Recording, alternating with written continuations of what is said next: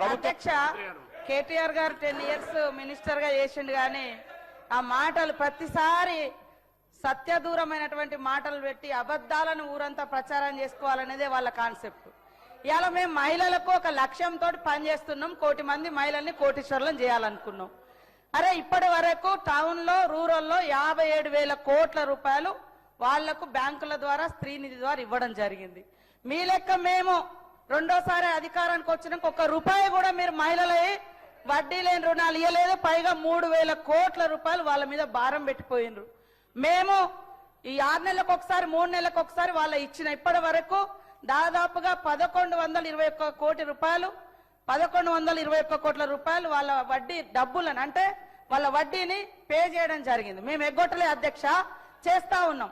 ఎందుకు ఇంత లేడీస్ అంటే మీకు అంత వ్యతిరేకం? అరే ఒక లక్ష్యం పెట్టుకున్నాము, ఆ లక్ష్యాన్ని ఆ సంకల్పాన్ని రీచ్ కావాలనుకుంటున్నాము.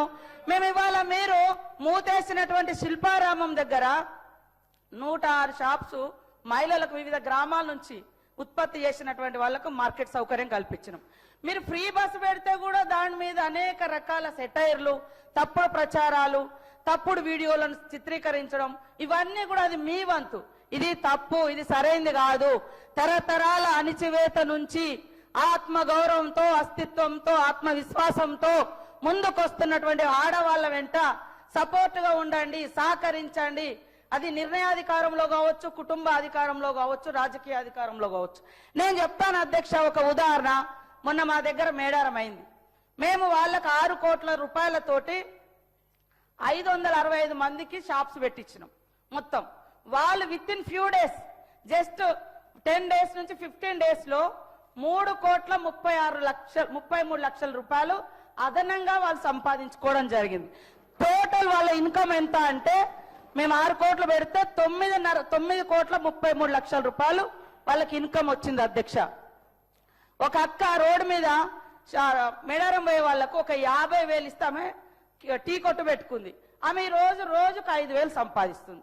ఇదే ఇప్ప పువ్వు, మవ్వ లడ్డు వాళ్ళకు ఒక 50,000 నుంచి మేము స్టార్ట్ చేసి 2 లక్షలు ఇస్తే వాళ్ళు ఆ 3 months లో టోటల్ గా మొత్తం ఈ రోజులో 14 లక్షల రూపాయలు సంపాదించారు.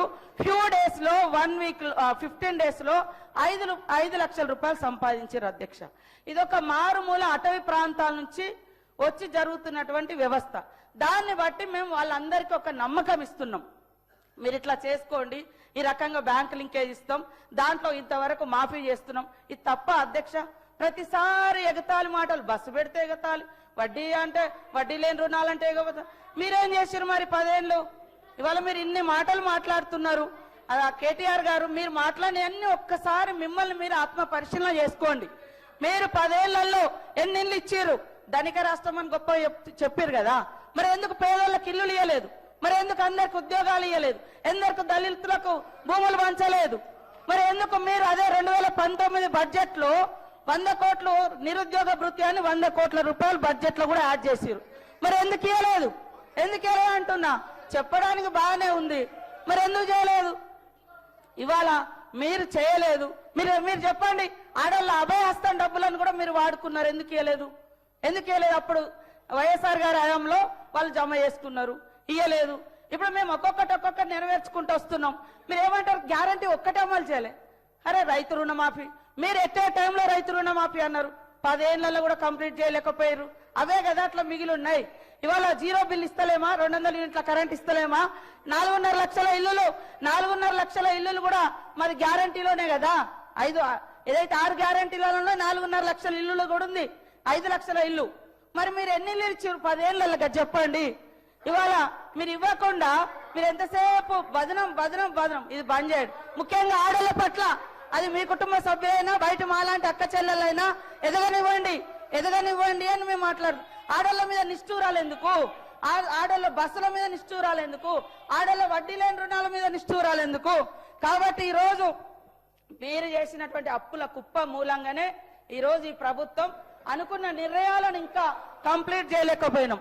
మీరు అంతా ధనిక రాష్ట్రం అన్నప్పుడు మీరిచ్చిన హామీలన్నీ ఎందుకు అమలు చేయలేకపోయారో గదానికి ముందు చెప్పండి.